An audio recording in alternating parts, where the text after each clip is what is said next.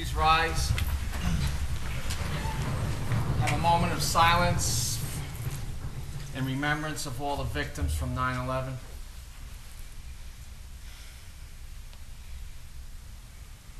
Salute to the flag, Dennis. I pledge allegiance to the flag of the United States of America and to the republic for which it stands, one nation, under God, indivisible, with liberty and justice for all. Notice of this meeting pursuant to the Open Public Meetings Act, NJSA 10:4-10, has been complied with and shall be entered into the minutes of this meeting. Roll call. Freeholder Armwood. Here.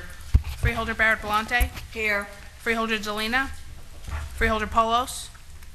Freeholder Tamaro. Here. Freeholder Valenti. Here. Freeholder Director Rios. Here. We have some recognitions. Yes, this evening we have the following. A proclamation recognizing September 2013 as National Recovery Month. A resolution recognizing the dedication of the Center for Mental Health Care to George J. Otlowski Sr. A resolution recognizing Tony Simonelli, formerly of Metuchen, and a coach and educator in J.P. Stevens High School, Edison, in recognition of a scholarship fund. A resolution recognizing Walter Sitar of Carteret on the occasion of his 99th birthday.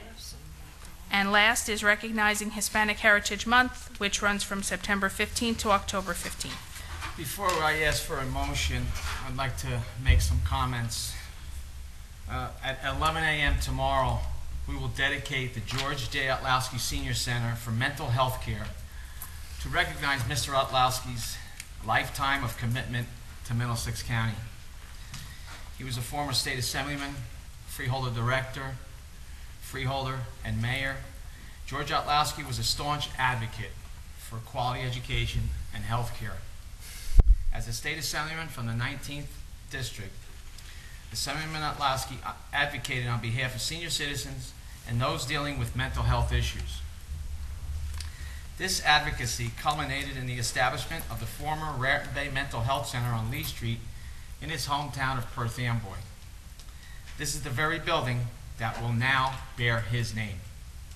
When it was established, the center was the first of its kind in the state. It remains one of only 2 county-run mental health facilities in the whole state of New Jersey. Over the past 30 years, it has offered comprehensive counseling and treatment services to our residents facing depression, anxiety, and other emotional and mental health issues. It currently serves more than 2,000 clients. George Otlowski's commitment to the health and well-being of the people of Middlesex County and the state of New Jersey is one of his greatest legacies. The contributions he has made are part of what makes Middlesex County the greatest county in the land, and I am pleased to be naming this facility in his honor. Can we have a motion? Motion. Second. Motion by Deputy Director Valenti, seconded by Freeholder Tamaro. Roll call. Freeholder Armwood. Yes. Freeholder Barrett Belante. Yes. Freeholder Tamaro. Yes. Freeholder Valenti. Yes. Freeholder Director Rios. Yes.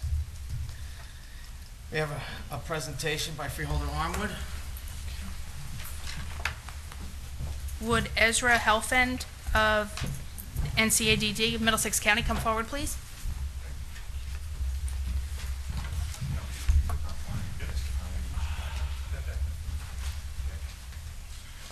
Good evening, ladies and gentlemen. September is National Recovery Month.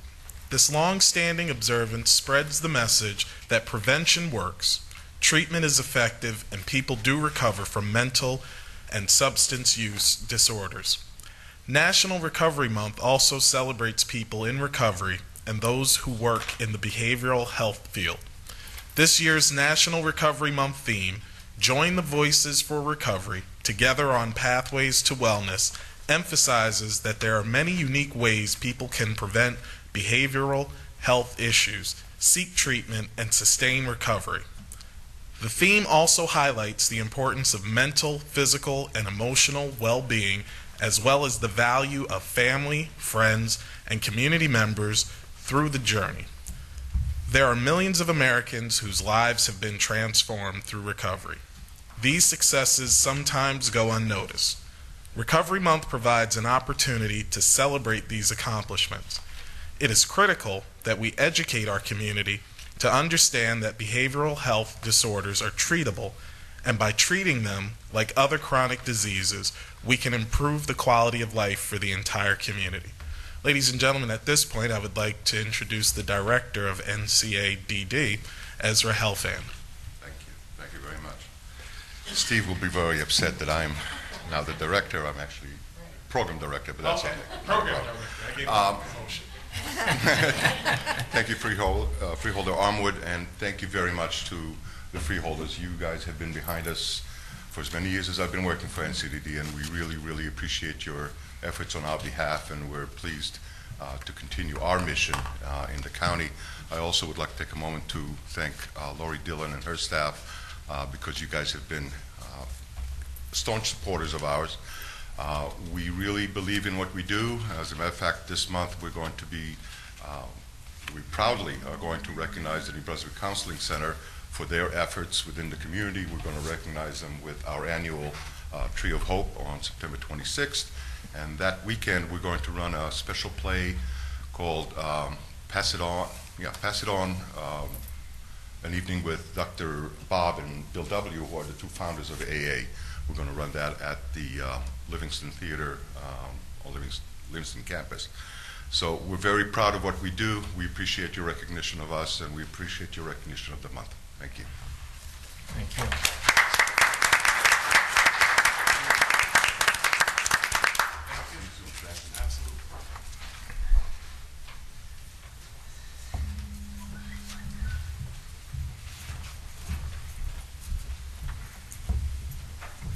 Correspondence.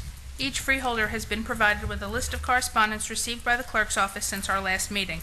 This correspondence will be kept on file in the office of the clerk of the board for reference. Is there a motion? Motion. Second. Motion by Deputy Director Valenti, seconded by Freeholder Tamaro. All in favor? Aye. Opposed? Motion carries. At this point, we will deviate from the regular order of business to introduce three ordinances. The clerk will read ordinance number 13001 by title only. County of Middlesex, State of New Jersey, ordinance number 13-001. An ordinance authorizing the guarantee by the County of Middlesex, State of New Jersey, of the payment of principal of and interest on the county-guaranteed capital equipment and improvement revenue bonds issued by the Middlesex County Improvement Authority in an aggregate principal amount not to exceed $15,250,000 and authorizing a public hearing to be held Thursday, September 26, 2013 at 7 p.m., authorizing publication thereof, consenting to such financing, and determining certain other matters in connection therewith.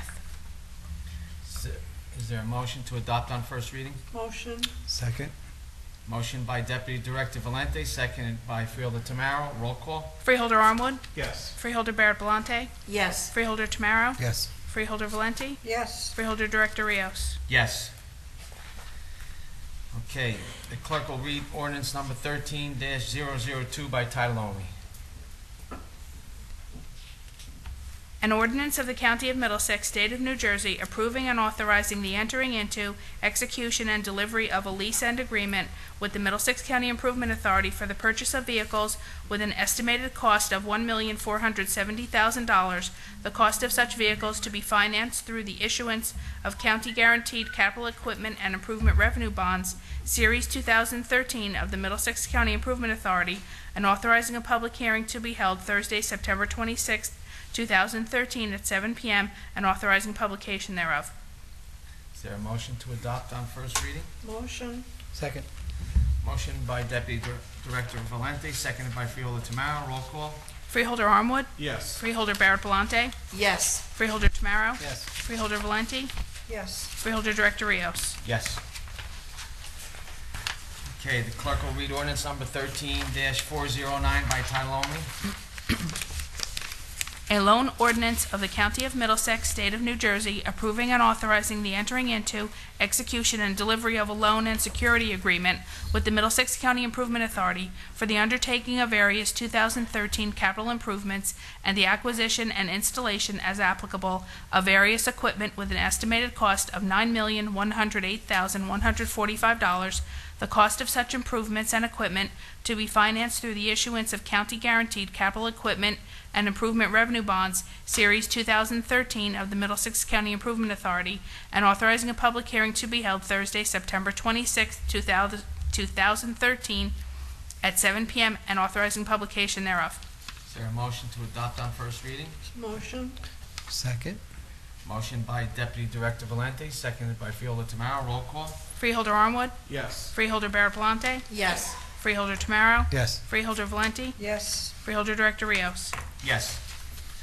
At this time, a motion would be ordered to resume the regular order of business. Motion. Second. Motion by Deputy Director Valente, seconded by Freeholder Tamaro. All in favor? Aye. Opposed? Motion carries. Reports of freeholders. Freeholder Ken Armour. Thank you, Freeholder Director.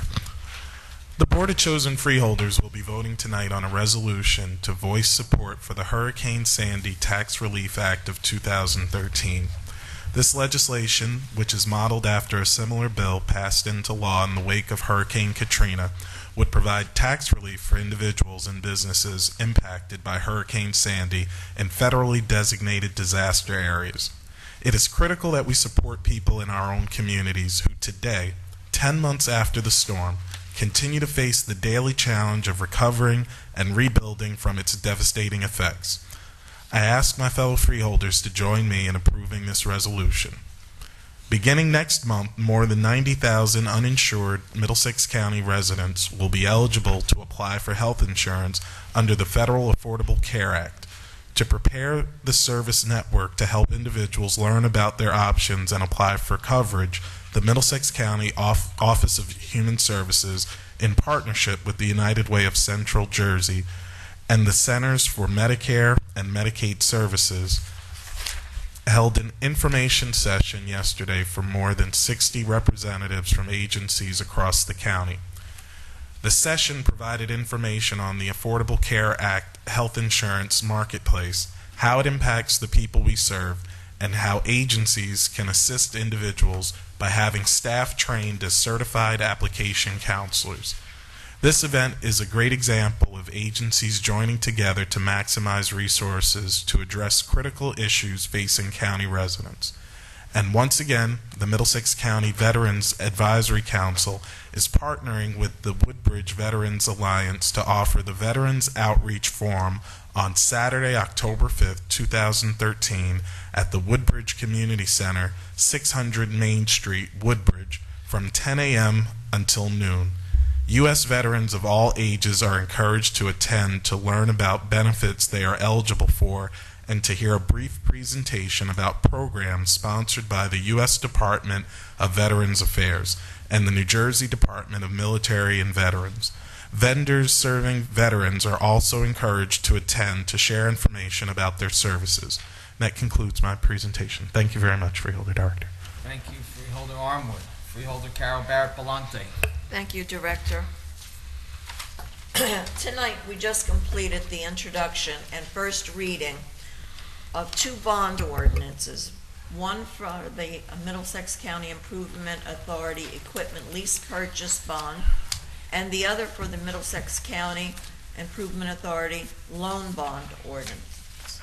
These programs are financed by fixed-rate bonds issued by the MCIA and on behalf of Middlesex County and participating municipalities within the county.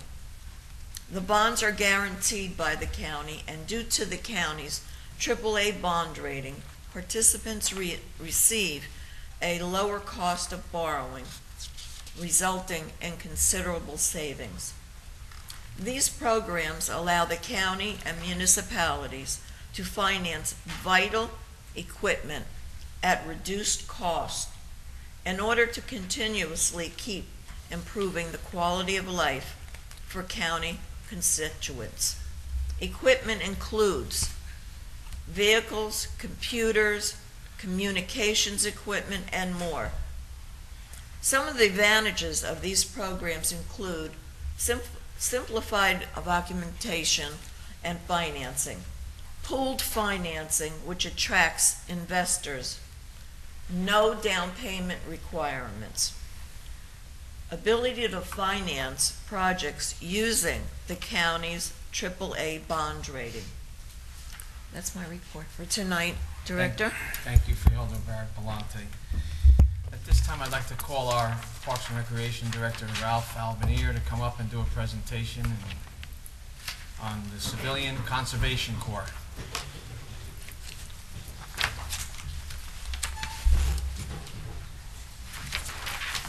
Thank you, Freeholder.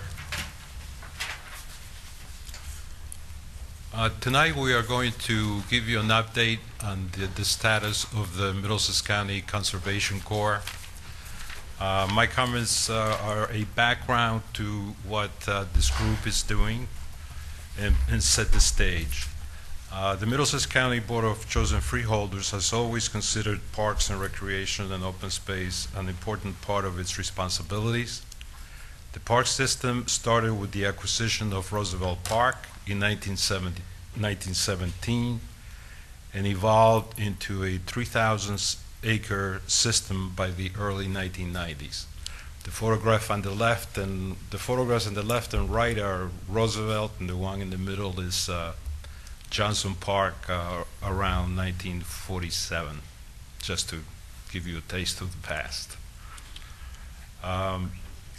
So the system evolved into a 3,000-acre system by the early 90s, and in 1995, with the passage of the Open Space Trust Fund, the county was able to accelerate its efforts and acquire 7,500 acres of additional land.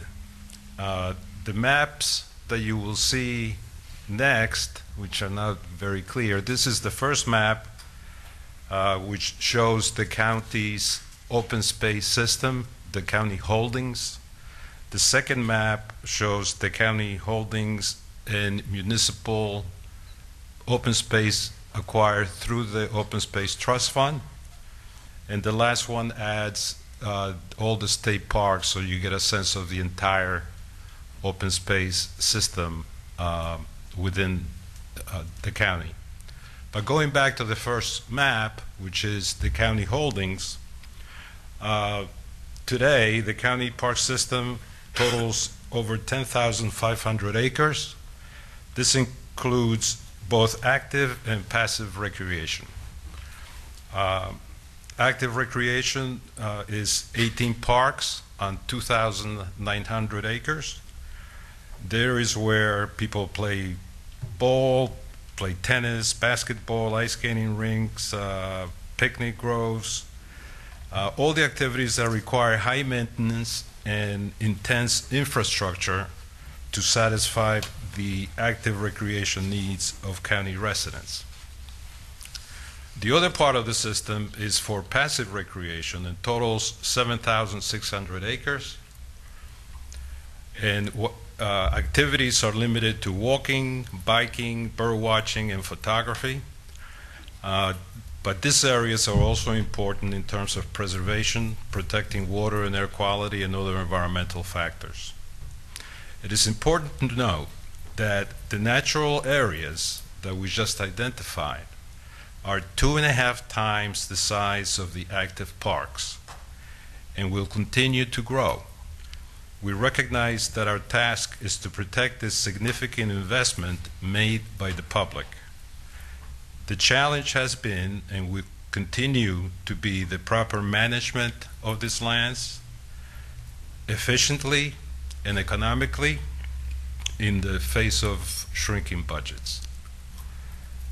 The thing that we need to do is do more with less, and this is where the Civilian Conservation Corps concept was developed. And I'm going to turn it over to Rick Lear, who was employed by the county some 6 years ago. Rick, 6, 7 to Who's counting?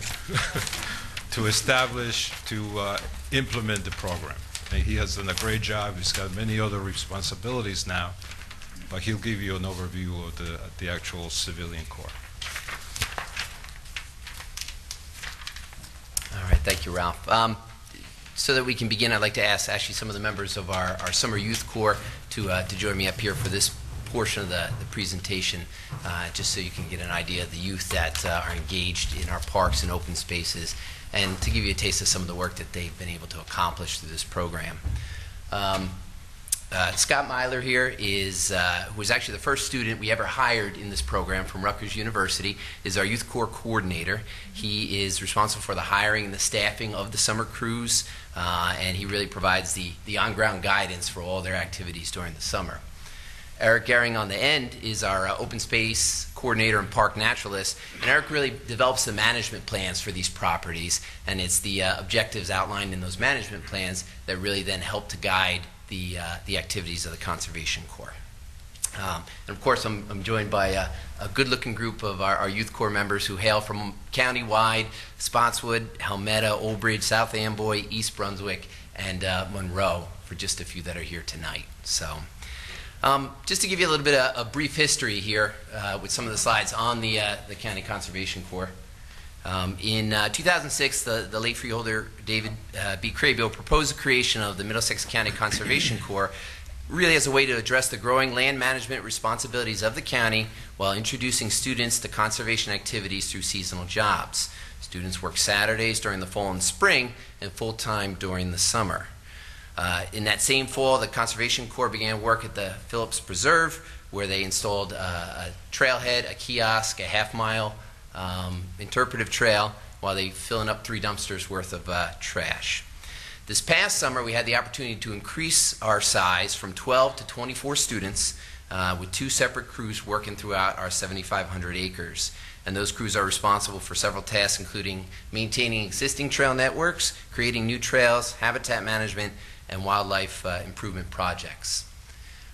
We're proud to offer here in the county a vast network of trails for the public to enjoy, from everything from a half-mile self-guided trail to longer trails that people can connect together for a longer journey.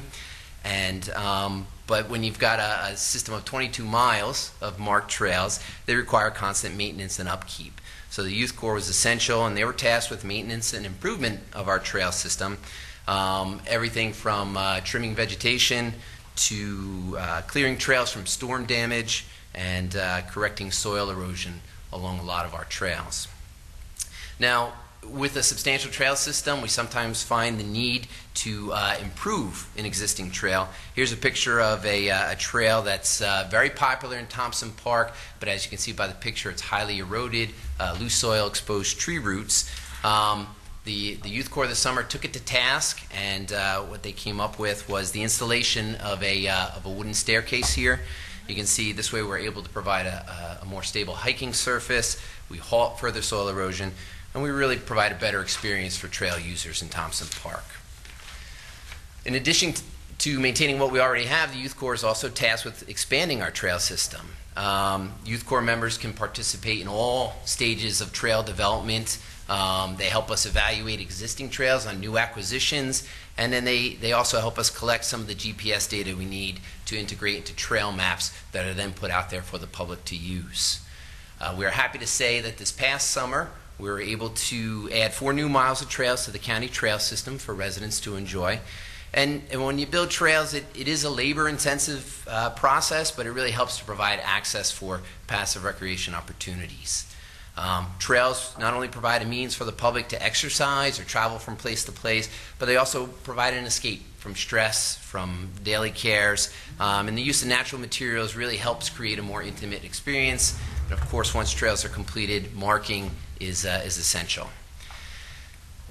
When we made an investment, or as we continue to make this investment in land, that investment also comes with a commitment for preserving ecological integrity.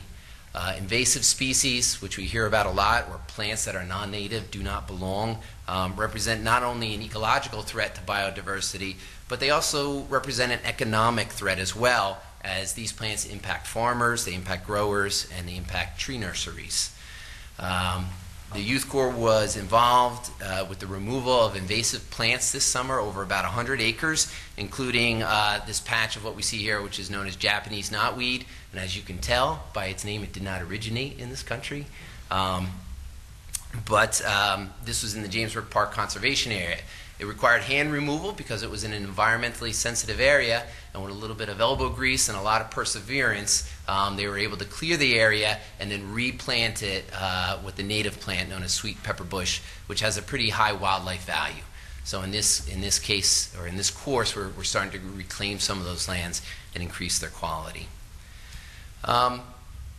In addition to the recreational opportunities provided by the open space for our residents, we remember that the properties also provide habitat for a variety of wildlife. Projects that provide necessary survival requirements for wildlife also benefit park users by increasing wildlife viewing opportunities. Here, the Youth Corps installed sets of bluebird houses that were actually built by students from the Piscataway campus of the Middlesex County Boat Tech School. So we were able to get those out there and help with declining species. Although most wildlife encounters are pretty benign, there are instances where wildlife and human interests can come into direct conflict. Here's an instance down at Davidson Mill Pond Park in South Brunswick where a family of beavers moved in and they dammed the pond. Go back one. So you can see there, by damming the pond, now this isn't a problem in itself. This is, as we say, what beavers do. But the result was that as water levels rose behind the dam, water began to spread out, and then pretty soon we found it starting to threaten both a park road, a park trail, and as well as starting to threaten the neighboring properties with expanding water. So our task became to try to figure out a way is how do we allow the beavers to stay in the park without risking any significant impact to the park or our neighbors. And what we came up with is a solution that the U.S. Fish and Wildlife Service commonly terms as a beaver deceiver. So I want you to know I didn't make that up. So what happens is that it's just simply a pipe that's installed through the beaver dam that allows water to continue to pass through the dam even though after they've dammed it up again. So what you can see is Youth Corps members happy to jump in. They clear a hole in the dam. You lower the water levels to where you want them. You float your pipe over to the dam.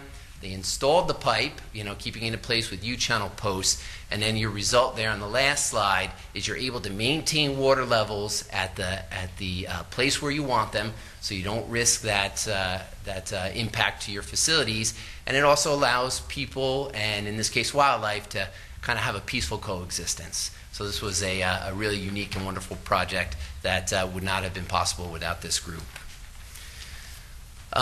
At this point, we want to thank the Board of Chosen Freeholders for the opportunity to provide an update on our management of county parks and open space. I also want to thank our Youth Corps, who in all types of weather and all types of conditions are out there. Rain, hot days, sunny days, mosquitoes. They're out there really creating these recreational opportunities for our residents and improving the natural world. They understand, as we all understand, that having opportunities and access to our parks and open spaces ultimately improves the quality of life for everyone in Middlesex County. Thank you. Thank you. I would just like to say before they all leave, I would just like to say on behalf of the board that thank you for all your hard work and dedication, because I know it comes from your heart. Even though you spend a lot of hard work there and elbow grease, but you're making a positive impact and a positive difference on Middlesex County, and we can't thank you enough for your dedication, because you really make a difference. Thank you.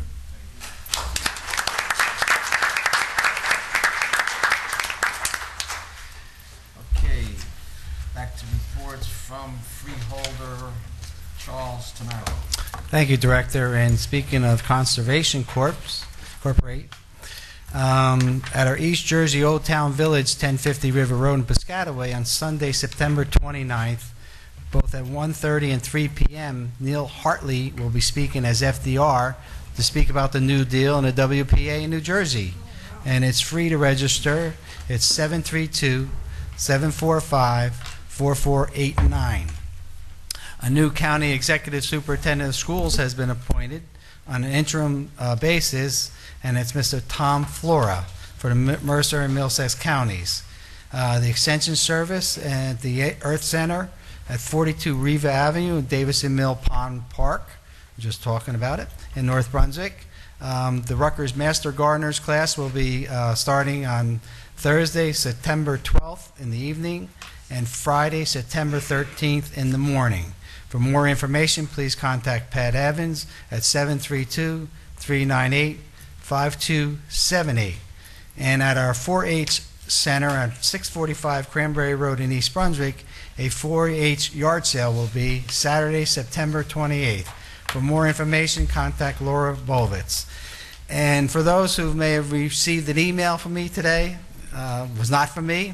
And no, I am not in the Philippines. And no, I do not need $1,800 to get out of the Philippines. And I am still in good shape. So if you receive an email that says I'm in pain, please ignore it. And I apologize. I just spent all afternoon on that with the computer, with the tech, and it was my worst computer day ever. Thank you. Thank you, Friola Tamaro. Glad to see you here in Middlesex County. Report from our Deputy Director, Blanquita Valente. At this time, I don't have a report. Thank you. I would just like to make a few comments in the past 2 weeks, my activities, among other things. I attended the senior art show that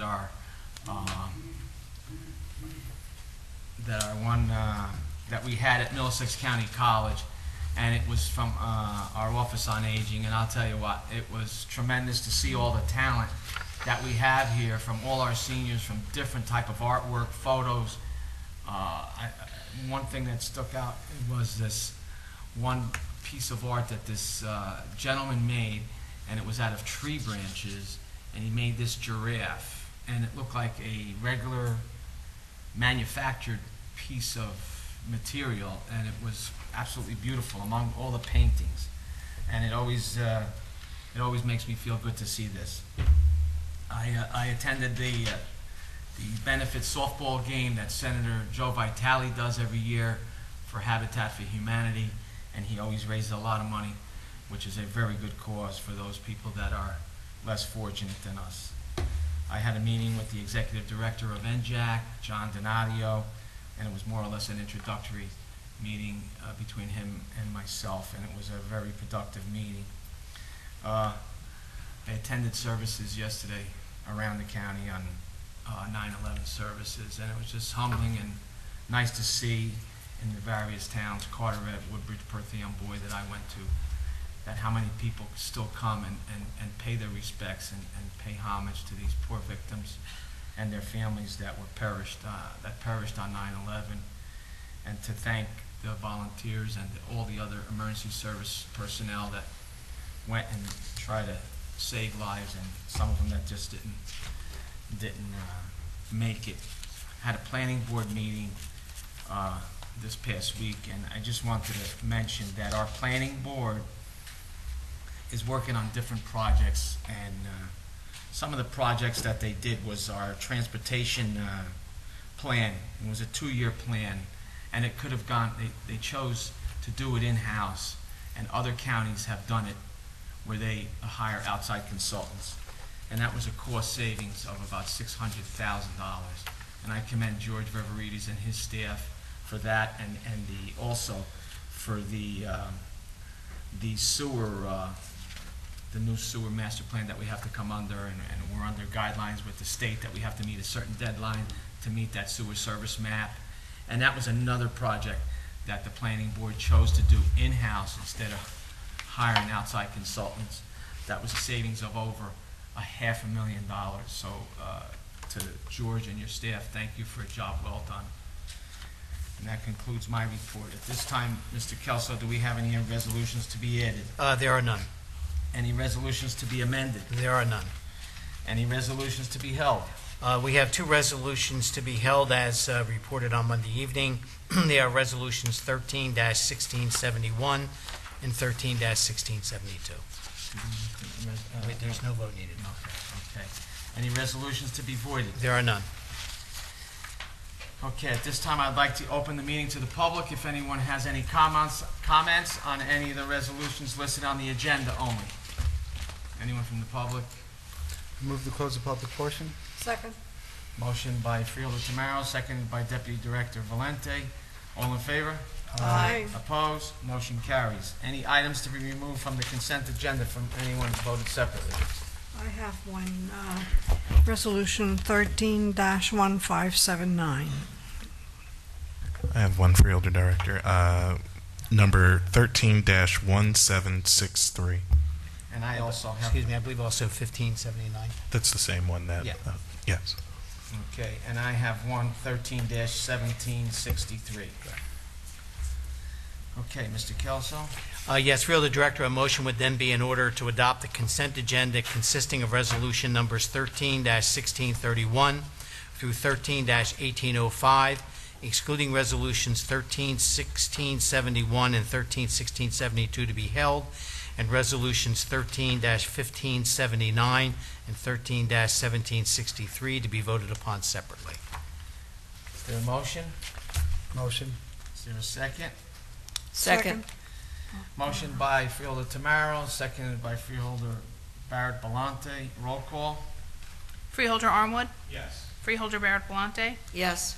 Freeholder Tamaro, Yes. Freeholder Valenti, Yes. Freeholder Director Rios. Yes. Now, Freeholder Director, we have two resolutions that each were excluded by two separate freeholders, so we should consider the resolutions each separately. The first would be Resolution 13-1579, which was excluded by both Freeholder Armwood and Freeholder Deputy Director Valenti. Motion to adopt. Second. Motion by Freeholder Tamaro, seconded by Freeholder Barrett Belmonte. Roll call? Freeholder Armwood, Present, not voting? Freeholder Barrett Belmonte, Yes. Freeholder Tamaro, Yes. Freeholder Valenti, Present on voting. Freeholder Director Rios. Yes. And now, lastly, we also have another resolution excluded by two individuals, and that would be Resolution 13-1763. This resolution was excluded by both Freeholder Armwood and Freeholder Director Rios. Is there a motion? Motion. Second. Motion by Freeholder Deputy Director Valente, seconded by Freeholder Tamaro. Roll call? Freeholder Armwood, Present, not voting. Freeholder Barrett Belmonte, Yes. Freeholder Tamaro, Yes. Freeholder Valenti, Yes. Freeholder Director Rios. Present, not voting. That's all. Okay, at this time, I'd like to open up the meeting to the public on any discussion on any topics. Anyone from the public? Hearing no comment, I move to close the vote portion. Second. Motion to close by Freeholder Tamaro, seconded by Deputy Director Valente.